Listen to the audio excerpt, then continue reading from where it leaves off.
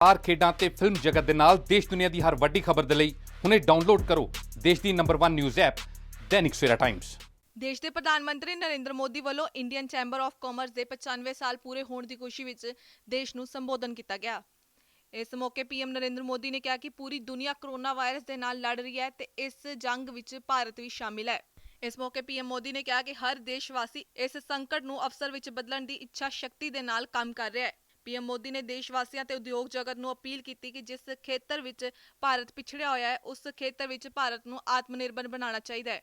PM Modi ਨੇ ਕਿਹਾ ਕਿ ਅੱਜ ਹਰ ਭਾਰਤੀ ਦੇ ਜ਼ਿਹਨ ਵਿੱਚ ਇਹ ਸਵਾਲ ਹੈ ਕਿ ਕਾਸ਼ ਭਾਰਤ ਮੈਡੀਕਲ ਉਪਕਰਨ ਬਣਾਉਣ ਵਿੱਚ ਵੀ ਆਤਮਨਿਰਭਰ ਹੋ ਜਾਵੇ। ਇਸ ਦੇ ਨਾਲ ਹੀ ਕੋਇਲਾ ਖਣਿਜ ਹਰ ਖੇਤਰ ਵਿੱਚ ਭਾਰਤ ਆਤਮਨਿਰਭਰ ਬਣ ਸਕੇ। ਕੋਰੋਨਾ ਵਾਇਰਸ ਨੇ ਭਾਰਤ ਨੂੰ ਆਤਮਨਿਰਭਰ ਬਣਾਉਣ ਦੇ ਉਦੇਸ਼ ਨੂੰ ਵੀ ਤੇਜ਼ ਕਰ ਦਿੱਤਾ ਹੈ। Super cyclone has not lost its momentum. We will soon get back to being the engine of economic development that drives us towards realizing our dream of an Atmanirbhar Bharat. On behalf of Indian Chamber of Commerce, I would like to thank our government for their unparalleled support and guidance. हम सभी इस नव भारत के निर्माण में आपके साथ हैं और आपके मार्गदर्शन के लिए कृतज्ञ हैं। मैं एक बार फिर हमारे आदरणीय प्रधानमंत्री जी श्री नरेंद्र मोदी जी का स्वागत और अभिनंदन करता हूं। Sir, may I now request you to kindly share your thoughts and vision with us. Thank you. নমস্কার।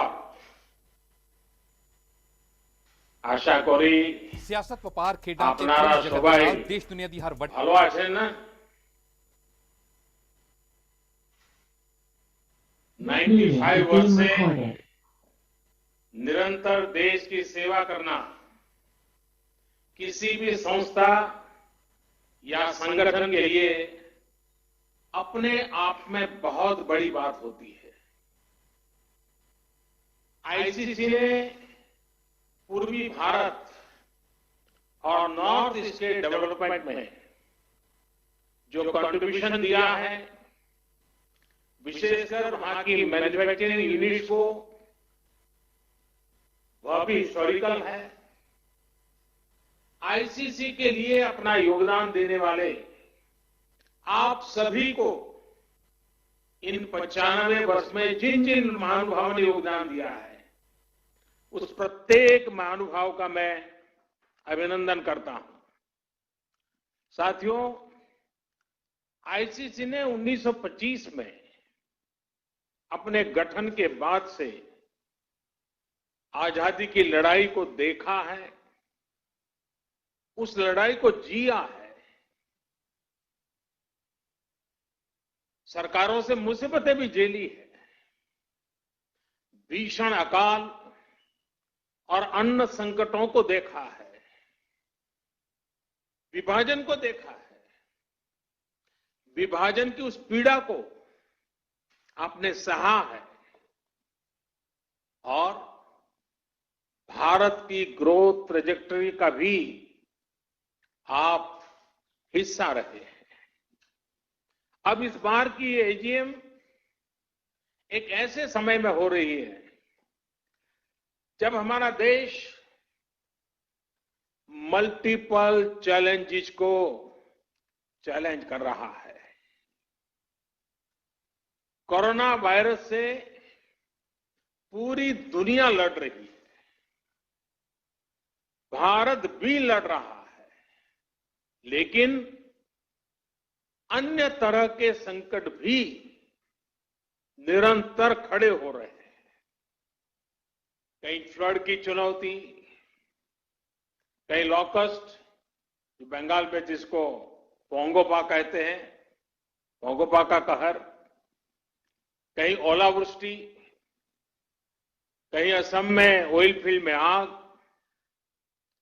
कहीं लगातार छोटे छोटे अर्थक्वेक की खबरें।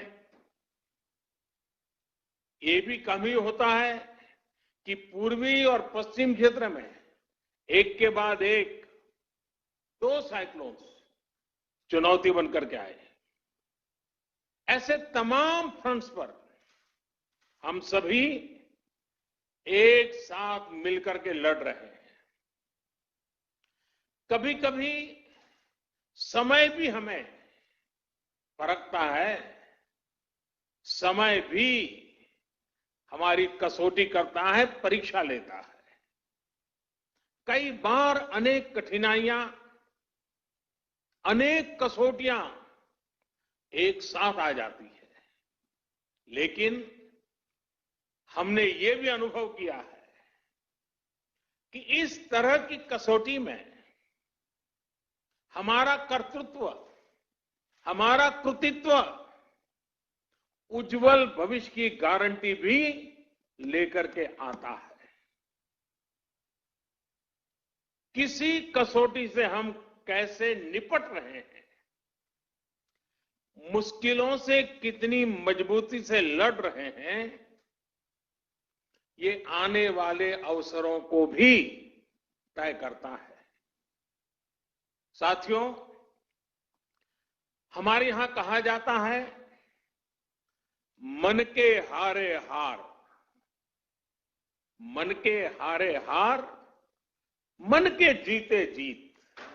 यानी हमारी संकल्प शक्ति, हमारी इच्छा शक्ति ही हमारा आगे का मार्ग तय करती है। जो पहले ही हार मान लेता है, उसके सामने नए अवसर दूर दूर तक नजर नहीं आते हैं। लेकिन जो जीत के लिए निरंतर प्रयास करता है, एक दूसरे का साथ देते हुए आगे बढ़ता है, उसके सामने नए अवसर भी उतने ही ज्यादा आते हैं और अवसर भी सामने चले आते हैं। साथियों, ये हमारी एकजुटता, ये एक साथ मिलकर बड़ी से बड़ी आपदा का सामना करना, ये हमारी संकल्प शक्ति, ये हमारी इच्छा शक्ति, हमारी बहुत बड़ी स्ट्रेंथ है। एक राष्ट्र के रूप में हमारी बहुत बड़ी ताकत है। मुसीबत की दवाई, मुसीबत की एक ही दवाई है, मुसीबत की दवाई मजबूती है। मुश्किल समय ने हर बार भारत के डिटर्मिनेशन को अधिक स्ट्रेंथन किया है। एक नेशन के रूप में देशवासियों के रिजॉल्व को ऊर्जा दी है, संकल्प को शक्ति दी है। यही भावनाएं आज आईसीसी के आपके मेंबर के चेहरे पर भी और देशवासियों के चेहरे पर भी मैं देख सकता हूं, मैं पढ़ सकता हूं। करोड़ों देशवासियों के प्रयासों में मैं एक नई आशा देख सकता हूं, नया विश्वास देख सकता हूं। कोरोना का संकट पूरी दुनिया में बना हुआ है, पूरी दुनिया इससे लड़ रही है। कोरोना वॉरियर्स के साथ हमारा देश इस लड़ाई में जरा भी पीछे नहीं है। लेकिन इन सब के बीच हर देशवासी अब इस संकल्प से भी भरा हुआ है कि इस आपदा को अवसर में परिवर्तित करना है। इससे हमें देश का बहुत बड़ा टर्निंग पॉइंट भी बना रहा है। ये टर्निंग पॉइंट क्या है? आत्मनिर्भर भारत, सेल्फ रिलायंट इंडिया। आत्मनिर्भरता का, सेल्फ रिलायंस का ये भाव बरसों से हर भारतीय ने एक एस्पिरेशन की तरह जिया है। लेकिन फिर भी एक बड़ा काश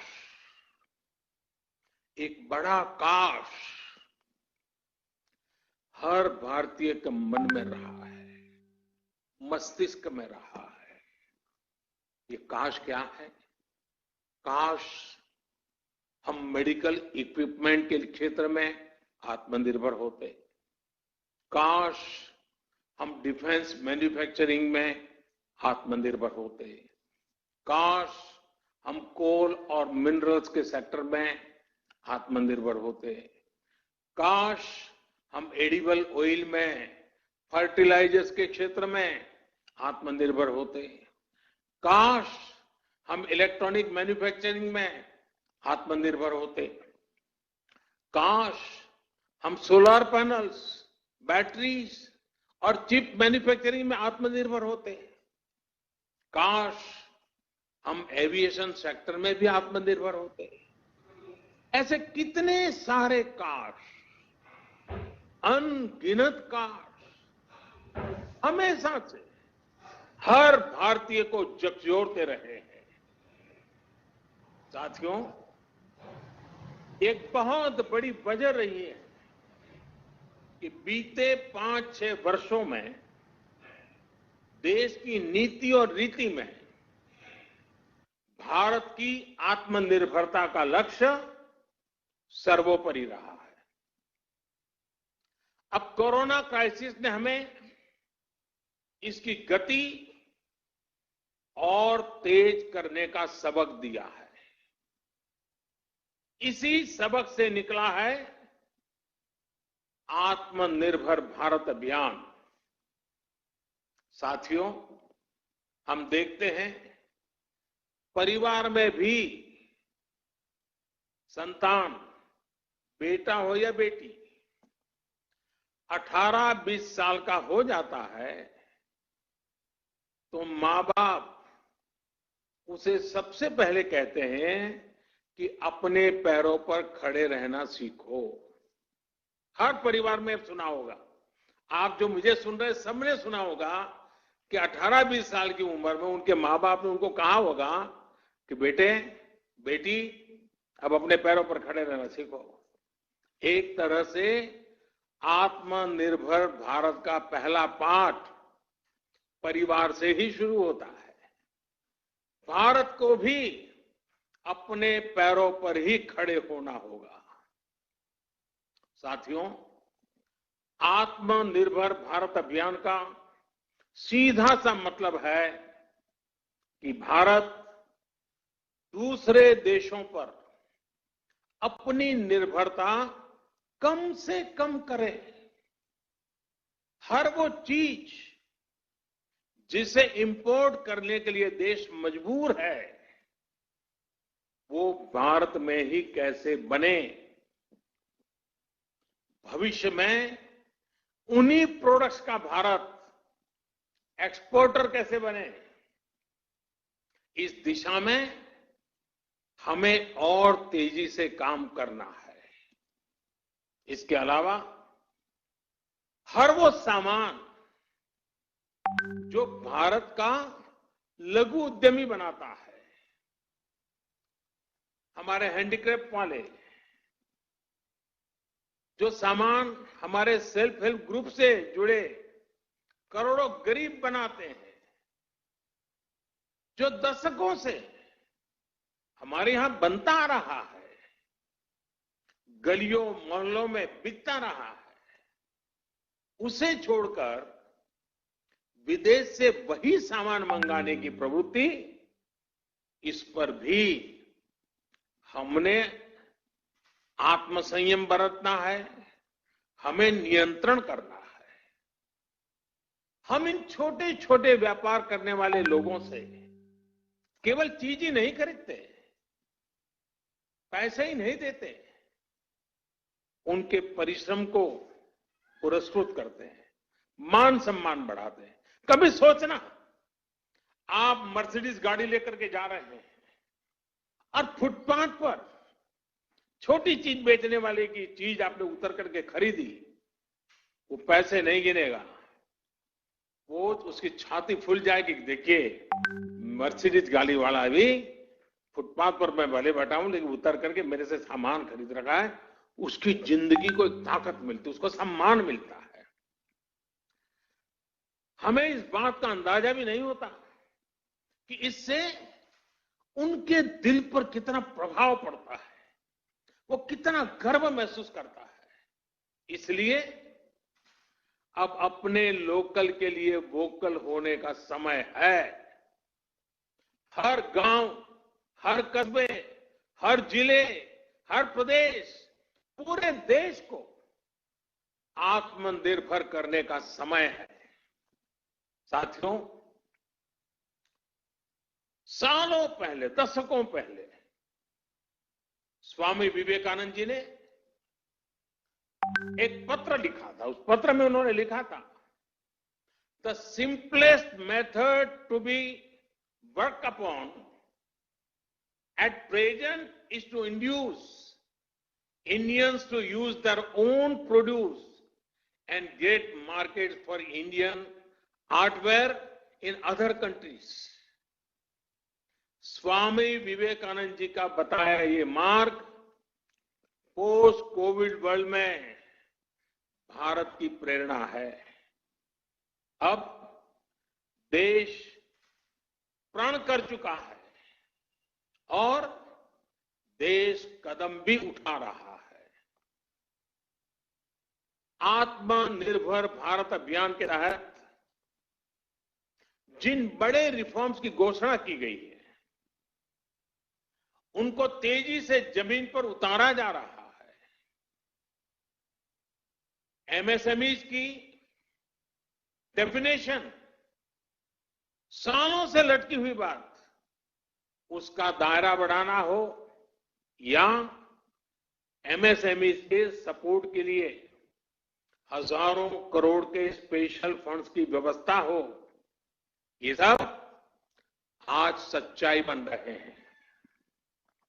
आईबीसी से जुड़ा फैसला हो, छोटी छोटी गलतियों को डीक्रिमिनलाइज करने का फैसला हो, इन्वेस्टमेंट की फास्ट ट्रैकिंग के लिए प्रोजेक्ट डेवलपमेंट सेल्स का गठन हो, ऐसे अनेक कार्य पहले ही हो चुके हैं। अब तमाम सेक्टर्स, खासकर कोल और माइनिंग के सेक्टर को अधिक कॉम्पिटिटिव बनाने के लिए जो रिफॉर्म्स अनाउंस हुए हैं, उसका भरपूर फायदा उठाने के लिए उद्योग जगत आगे आए। मेरे युवा साथी, आप आगे आए। साथियों, किसानों और रूरल इकोनॉमी के लिए जो निर्णय हाल में हुए हैं, उन्होंने एग्रीकल्चर इकोनॉमी को बरसों की गुलामी से मुक्त कर दिया है। सच्ची आजादी किसानों को मिली है। अब भारत के किसानों को अपने प्रोडक्ट, अपनी उपज देश में कहीं पर भी बेचने की आजादी मिल गई है। APMC act, essential commodities act, उसमें जो संशोधन किए गए हैं, किसानों और इंडस्ट्री के बीच पार्टनरशिप का जो रास्ता खोला गया है, उससे किसान और रूरल इकोनॉमी का कायाकल्प होना तय है। इन फैसलों ने किसान को एक प्रोड्यूसर के रूप में और उसकी उपज को एक प्रोडक्ट के रूप में पहचान दी है। साथियों, चाहे किसानों के बैंक खातों में सीधे पैसे ट्रांसफर करना हो, चाहे एमएसपी का फैसला हो, उनकी पेंशन की योजना हो, हमारा प्रयास किसानों को सशक्त करने का है। अब किसानों को एक बड़ी मार्केट फोर्स के तौर पर विकसित होने में सहायता की जा रही है। साथियों, लोकल प्रोडक्ट्स के लिए जिस क्लस्टर बेस्ड अप्रोच को भारत में बढ़ावा दिया जा रहा है, उसमें भी सभी के लिए अवसर भी मौजूद है। जिन जिलों, जिन ब्लॉक्स में जो पैदा होता है, वहीं आसपास इनसे जुड़े क्लस्टर विकसित किए जाएंगे। जैसे पश्चिम बंगाल में जूट किसानों के लिए पास में ही जूट आधारित उद्योगों को और मजबूती दी जाएगी। फॉरेस्ट प्रोड्यूस की अपार संपदा जुटाने वाले आदिवासी साथियों को उनके क्षेत्र में ही आधुनिक प्रोसेसिंग यूनिट्स उपलब्ध कराई जाएगी। इसके साथ ही बांबू और ऑर्गेनिक प्रोडक्ट्स के लिए भी क्लस्टर्स बनेंगे। सिक्किम की तरह पूरा नॉर्थ ईस्ट ऑर्गेनिक खेती के लिए बहुत बड़ा हब बन सकता है, ऑर्गेनिक कैपिटल बन सकता है। आईसीसी के साथ जुड़े आप सभी व्यापारी अगर ठान ले तो नॉर्थ ईस्ट में ऑर्गेनिक फार्मिंग बहुत बड़ा आंदोलन बन सकता है। आप उसकी ग्लोबल पहचान बना सकते हैं। आप अगर चाहें तो ऑर्गेनिक प्रोडक्ट को लेकर के ग्लोबल मार्केट पर छा सकते हैं। साथियों, आप सभी नॉर्थ ईस्ट पूर्वी भारत में इतने दशकों से काम कर रहे हैं। सरकार ने जो तमाम कदम उठाए हैं, इनका बहुत बड़ा लाभ ईस्ट और नॉर्थ ईस्ट के लोगों को होगा। मैं समझता हूं कि कोलकाता भी खुद फिर से एक बहुत बड़ा लीडर बन सकता है। अपने पुराने गौरव से प्रेरणा लेते हुए भविष्य में कोलकाता पूरे क्षेत्र के विकास का नेतृत्व कर सकता है। आपसे बेहतर और कौन जानता है कि जब श्रमिक पूर्व के, संपत्ति पूर्व की, संसाधन पूर्व के, तो इस क्षेत्र का विकास कितनी तेज गति से हो सकता है।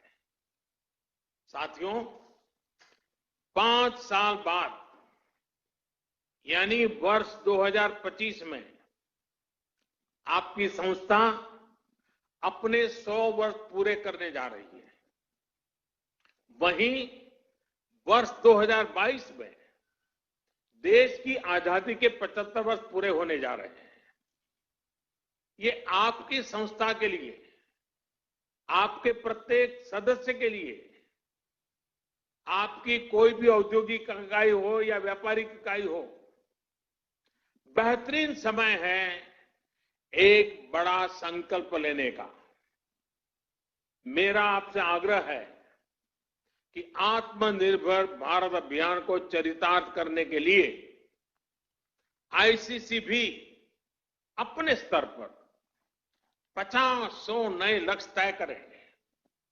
ये लक्ष्य संस्था के भी हो, इससे जुड़े हर उद्योग और व्यापारिक इकाई के भी हो और हर व्यक्ति के भी हो।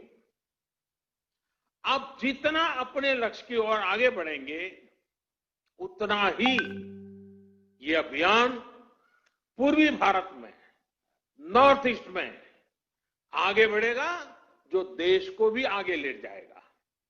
साथियों, मैन्युफैक्चरिंग में बंगाल की ऐतिहासिक श्रेष्ठता को हमें पुनर्जीवित करना होगा।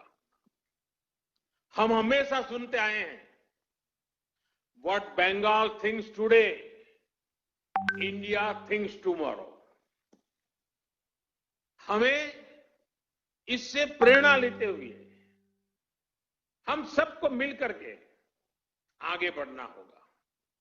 ये समय इंडियन इकोनॉमी को कमांड एंड कंट्रोल से निकालकर प्लग एंड प्ले की तरफ ले जाना है।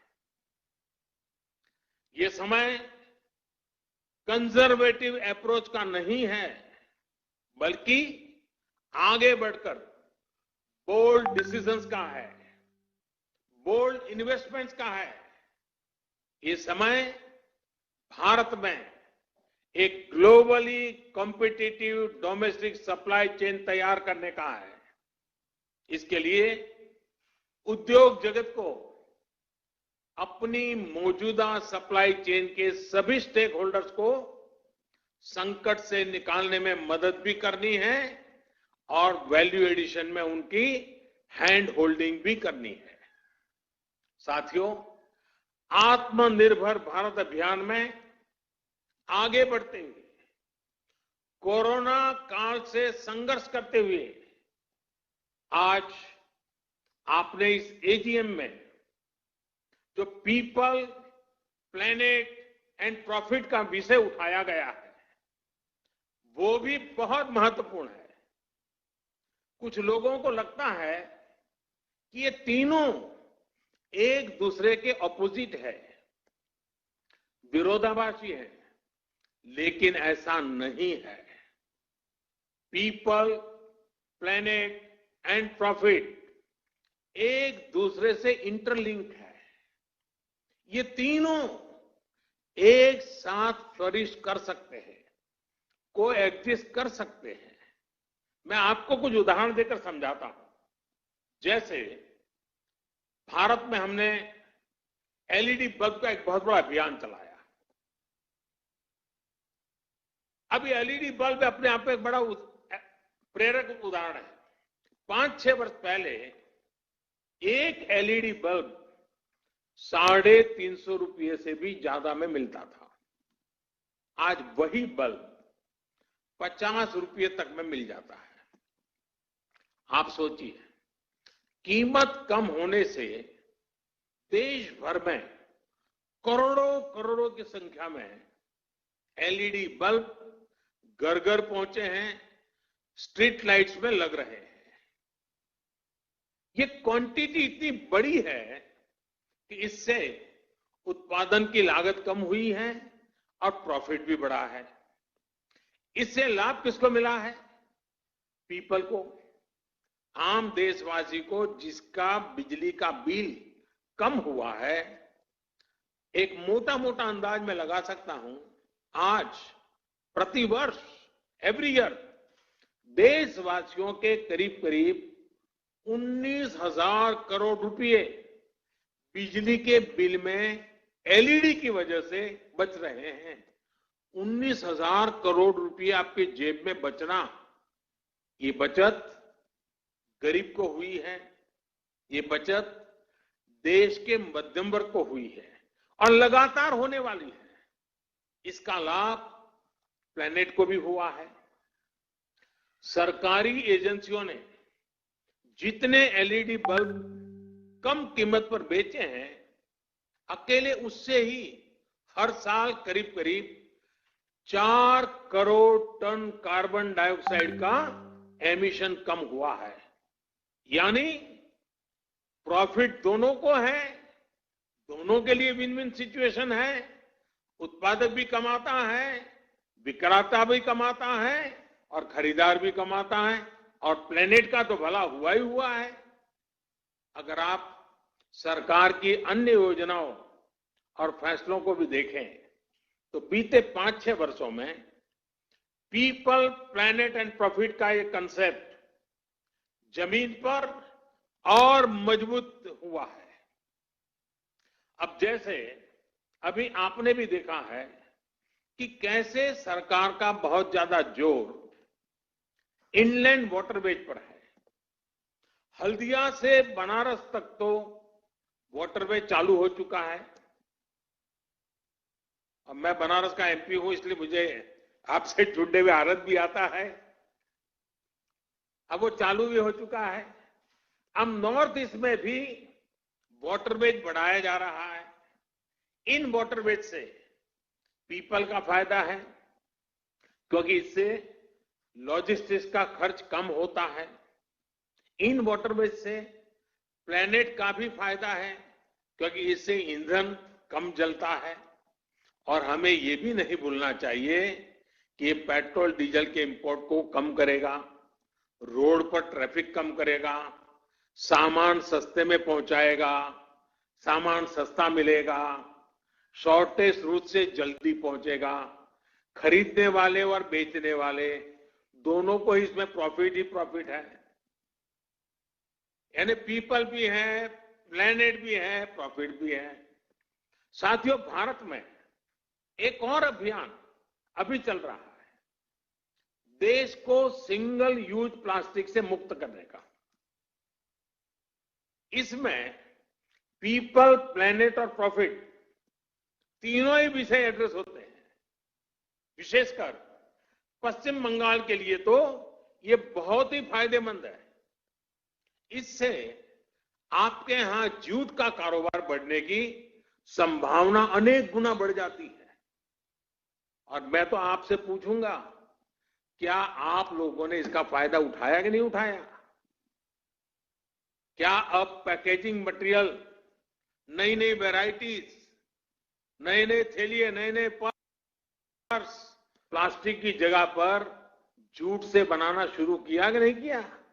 एक तरह से मैं कहूंगा ये एक निर्णय, सिंगल यूज प्लास्टिक से मुक्ति का एक निर्णय, आप आईसीसी के मेंबर जो उस इलाके में ज्यादा काम करते हैं, आपकी तो पांचों उंगलियां घी में है और आपको तो इस मौके का और फायदा उठाना चाहिए। और अगर ये मौका छोड़ देंगे तो फिर कौन मदद करेगा? सोचिए, जब पश्चिम बंगाल में बना जूट का बैग हर किसी के हाथ में होगा तो बंगाल के लोगों को कितना बड़ा प्रॉफिट होगा। साथियों, पीपल सेंट्रिक, पीपल ड्रिवन और प्लैनेट फ्रेंडली डेवलपमेंट की अप्रोच अब देश में गवर्नेंस का हिस्सा बन गई है। जो हमारे टेक्नोलॉजिकल इंटरवेंशंस है वो भी पीपल, प्लैनेट और प्रॉफिट के विचार के अनुकूल ही है। यूपीआई के माध्यम से हमारी बैंकिंग टचलेस, कॉन्टैक्टलेस, कैशलेस और 24/7 365 डे संभव हो पाई है। भीम ऐप से ट्रांजैक्शन के अब नए नए रिकॉर्ड बन रहे हैं। रुपे कार्ड अब गरीब, किसान, मध्यम वर्ग, देश के हर वर्ग का पसंदीदा कार्ड बनता जा रहा है। जब हम आत्मनिर्भर भारत की बात करते हैं तो क्यों न गर्व के साथ रुपे कार्ड का इस्तेमाल करें। साथियों, अब देश में बैंकिंग सर्विस का दायरा उन लोगों तक भी पहुंच पाया है जिनको लंबे समय तक हैव नॉट्स की श्रेणी में रखा गया था। डीबीटी, जैम, JAM यानी जनधन, आधार, मोबाइल के माध्यम से बिना लीकेज करोड़ों बेनिफिशियरीज तक, करोड़ों लाभार्थी तक जरूरी सहायता पहुंचाना संभव हुआ है।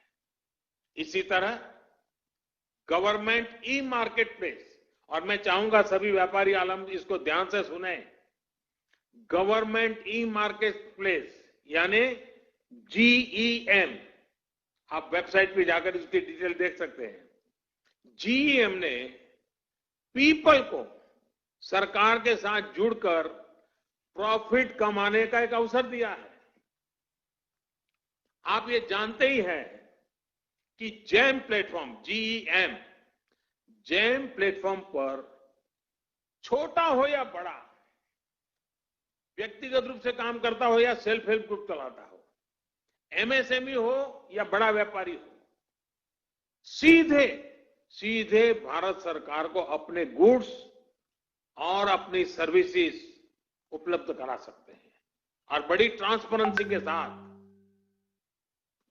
पहले तो जब तक इतने लाख का टर्नओवर नहीं होता है, इतना बड़ा ब्रांड नहीं होता है, इतना बड़ा नाम नहीं होता है, तब तक आप सरकार को माल बेचने के लिए सोच ही नहीं सकते थे।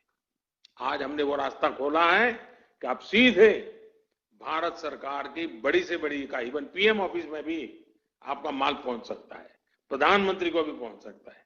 इसलिए मेरा आईसीसी से भी आग्रह है कि आपके जो मेंबर्स हैं, जो आपसे जुड़े हुए हैं, मैन्युफैक्चरर्स हैं, उन्हें भी ज्यादा से ज्यादा संख्या में जैम से जुड़ने के लिए प्रेरित करिए और अपने उत्पाद सरकार को खरीदने ही पड़े ऐसी क्वालिटी का माल लेकर के आए। देखिए कैसी स्पर्धा चलती है और सरकार की ताकत नहीं है कि आपके अच्छे माल को ठुकरा सके। ये ऐसा ट्रांसपेरेंट प्लेटफॉर्म है, हर एक का बेनिफिट है। अगर आपसे जुड़ा हर मैन्युफैक्चरर जेम से जुड़ जाएगा तो छोटे कारोबारी भी अपने प्रोडक्ट सीधे सरकार को बेच पाएंगे। साथियों, जब हम प्लेनेट की बात करते हैं तो आप भी देख रहे हैं कि आज आईसा यानी इंटरनेशनल सोलर अलायंस एक बड़ा ग्लोबल मूवमेंट बन रहा है। सोलर एनर्जी के क्षेत्र में जो लाभ भारत अपने लिए देखता है उसको पूरी दुनिया के साथ साझा करने के लिए कोशिश की जा रही है।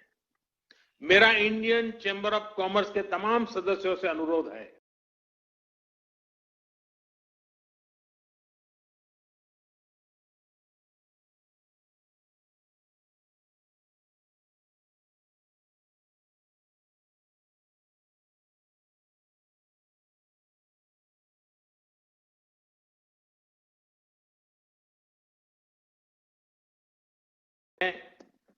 ऐसे संस्थानों की, एमएसएमईज की हैंड होल्डिंग आवश्यक है और करनी चाहिए।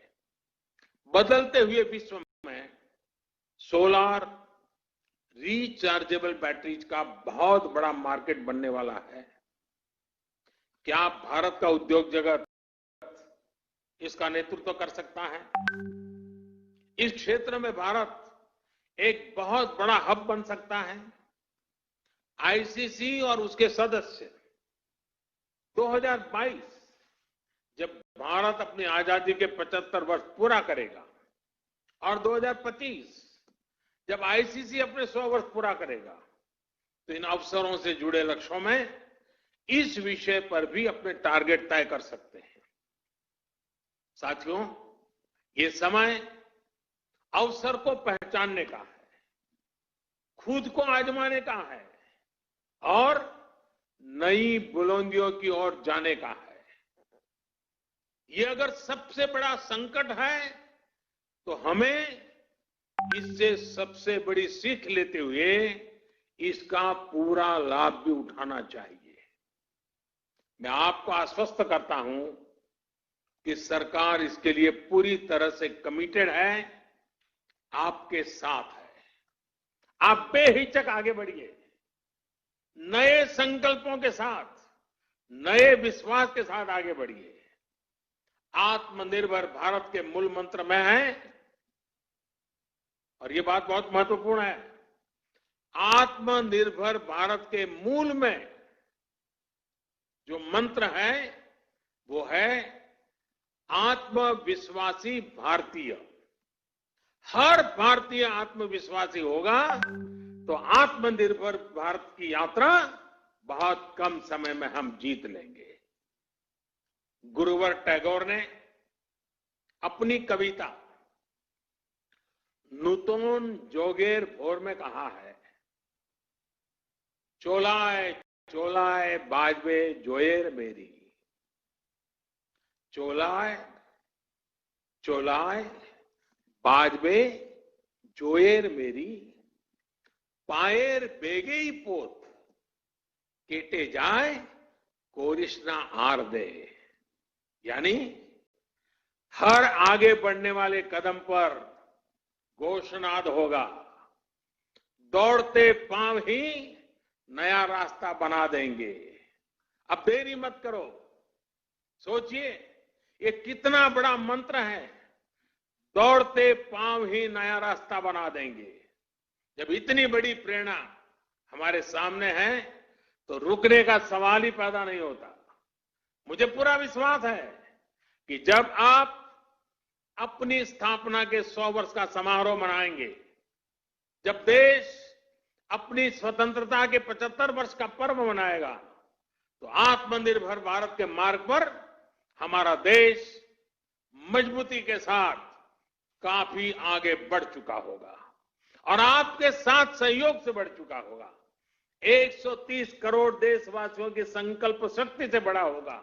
130 करोड़ देशवासियों के हर कदम में आत्मनिर्भरता का मिजाज होगा।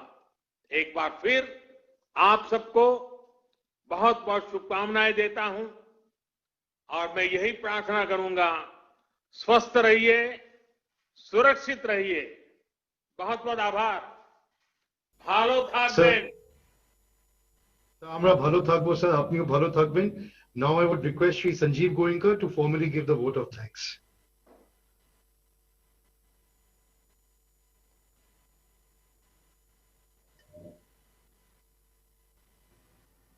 Decisive, confident और visionary leadership देखी है।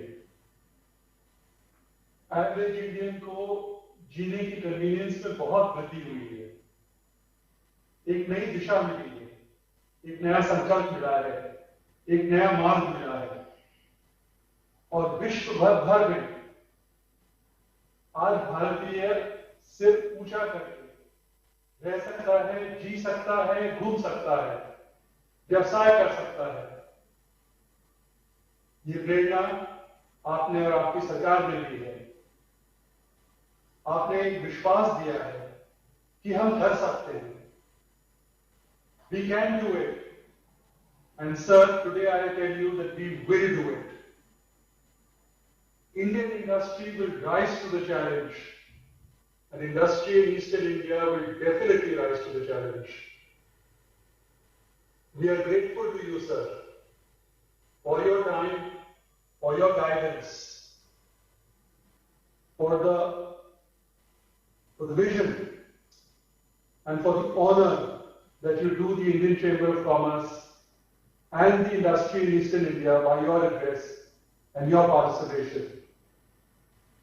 We are truly, truly honored, and we promise you we will fulfill our responsibility to the fullest. Namaskar. Bureau report, Dainik Savera TV. All world open challenge 17 time gold medalist मियां रफीक मोहम्मद, पंडित, मौलवी, बेगम, तांत्रिक, इन चोरा ठग्गा तो सावधान। स्पेशलिस्ट वशीकरण, सट्टा नंबर, लव मैरिज, पति पत्नी च अनबन, विदेश च पक्का होना, कारोबार दा ना चलना, सिर्फ 31 घंटिया विच समाधान। फ्री फ्री फ्री मियां रफीक मोहम्मद। मोबाइल 84 374 94 647, 84 374 94 648।